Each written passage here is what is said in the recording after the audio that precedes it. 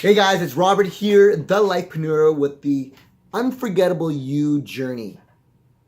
Guys, this is a 14-day doc project that is going to help you go from your hard place to your promised land through my lessons, through my journey of going from my hard place to the promised land. So, this is what I've been doing, guys. Okay, so I got to come up with $5,000 to $10,000. If I can get more, hey, I am totally open. But I'm gonna just keep it like a nice attainable chunk. $5,000 to $10,000 in 2 weeks.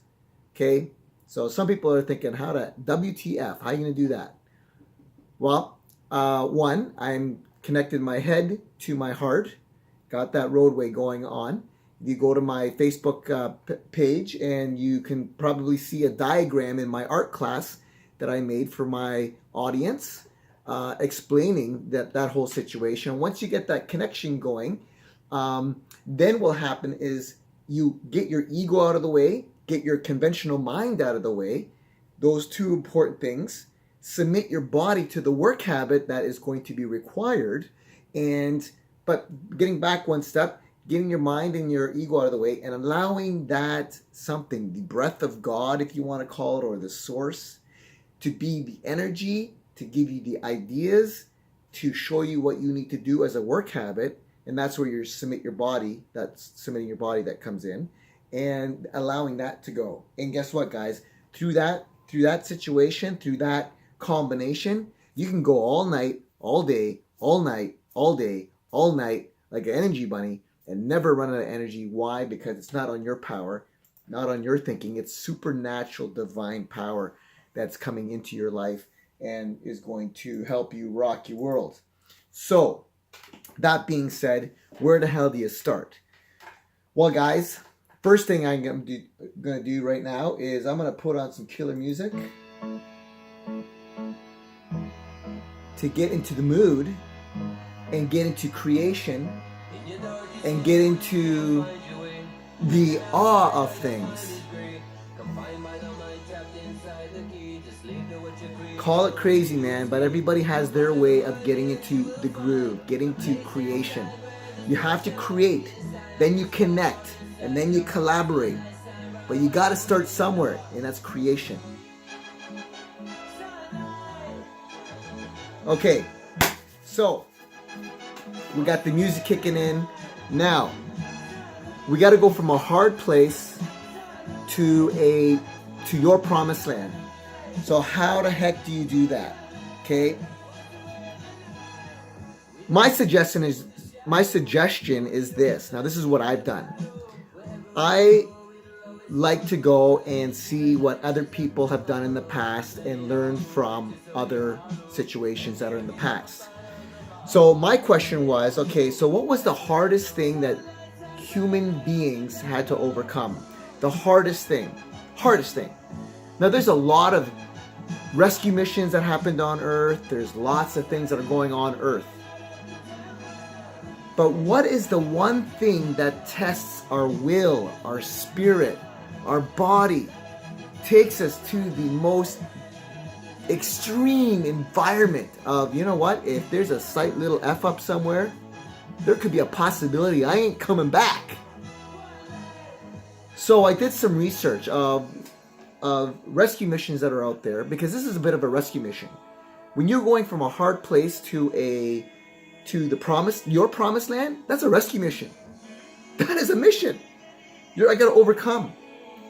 So that being said, I did some research online and I started researching different rescue missions where everything is human nature. Human beings are tested to the extreme, and the only thing I could come up with is the Apollo mission. The Apollo mission. 3 guys being shot up into the air, out into space. They're gonna go to the moon, land, whatever, blah blah blah. All the other missions made it, but Apollo 13 was effed up from the beginning. They were sent out to space. Something happened to their main ship, and got oxygen leak, blah blah blah. So they had to go from that to their LEM, which was supposed to be their lifeboat. So we're talking no air, no margin for error, none. I mean, slightly left up, these guys are floating out in space, dying slowly while they're watching their family and loved ones on a little blue planet, which is millions of miles away, and they're gonna die out in space. I mean, that's pretty extreme. Pretty extreme. And that's why I picked it. Because in order for you to succeed, you gotta look at the most extreme situations of overcoming. And that was the mission that I picked. Why? Because it just makes the most sense. So I went and studied their mission and studied the steps. I'm gonna just explain to you. I got it written down on a piece of paper here real quick. So I'm gonna go through these steps, and you can apply these, and I'm gonna show you through all these tapes I'm gonna be cutting. 14 days. This is the first one, where I'm gonna go and show you how you can go from your hard place to your promised land. I got my own promised land. You got your own promised land. So, but you can. These principles are all the same. Okay. So, how NASA saved Apollo 13. What was the mindset of all the guys on the mission? Anybody that's in NASA, their mindset is this: failure is not an option. Failure is not an option. You gotta burn that in your head. You gotta burn that in your mind. Remember I was talking about how connecting your mind to your heart, mind to your brain to your head to your heart, head to the heart. Burn it into your mind, let it sink into your heart, and let it sit there. That's what you're gonna have to live with and live by. Failure is not an option. Okay? So, the whole mission then was returning 3 guys trapped out there in space in a little tin can, and bring them back. One of the most dramatic rescue missions in history. This is the stuff that I wrote down that was off the internet. Okay? So, that being said, what was the first thing that they did once they found out they were foobarred, effed up? Like, this mission is not going to happen. So they had to go into survival mode right there and then, make quick decisions. So they assessed their situation. Step 1, assess damage and then get into your life support, whatever that is. Get an accurate picture of what is going on. Get the facts. What's the real damage? You have to separate what's going on in your life. The BS from the positives. And most people just lump everything in life and say, oh, my whole life is screwed up. No, not necessarily. You got some stuff that's going on right. You gotta separate that from all the stuff that's going wrong. That's your successes. That's your lifeboat.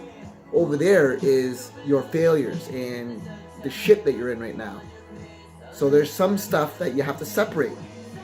So, step 1.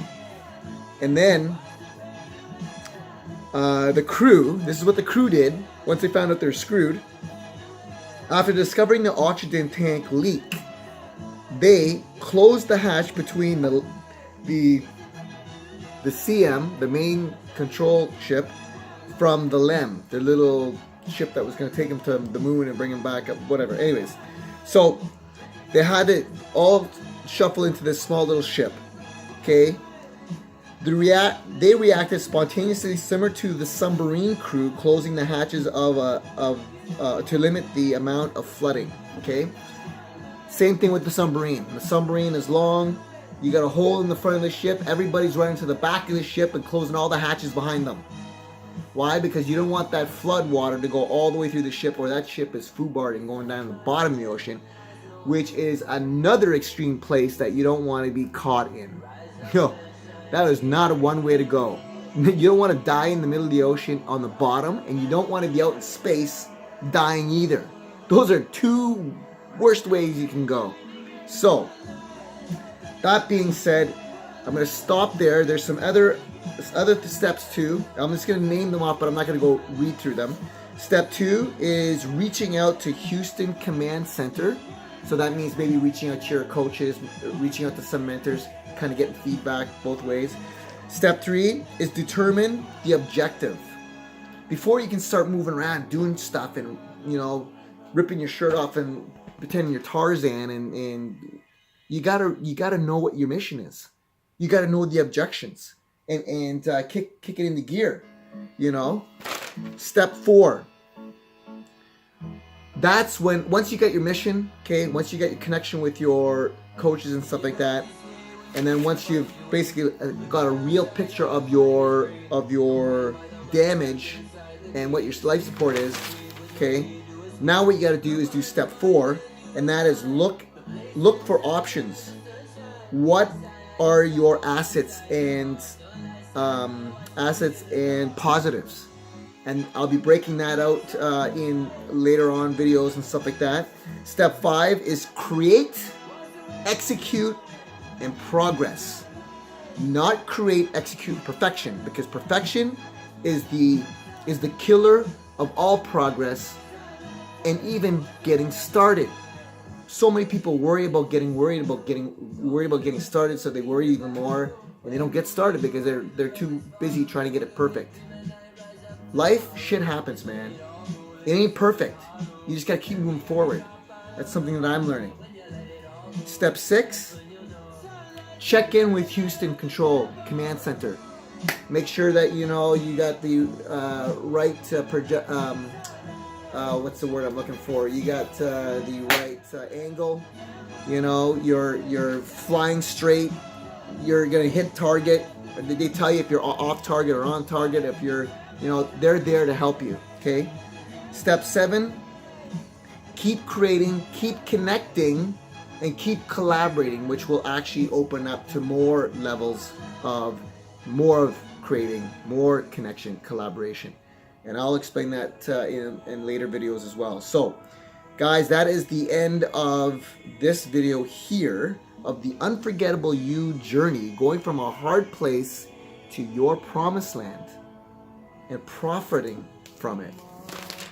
Okay, so just to recap, guys, research the Apollo 13 mission, break down the steps, which I've already done for you, and you will get a copy of this. No problem. I will make this up, and you can get the swipe file on it or the PDF file, so you can have it for your own notes, and we'll make a little workbook for you to help you go from your hard place to your promised land. Okay, guys. Until then, see you on the next video, and be the unforgettable you. And listen to this song. Time to rise up and shine, guys. Take care.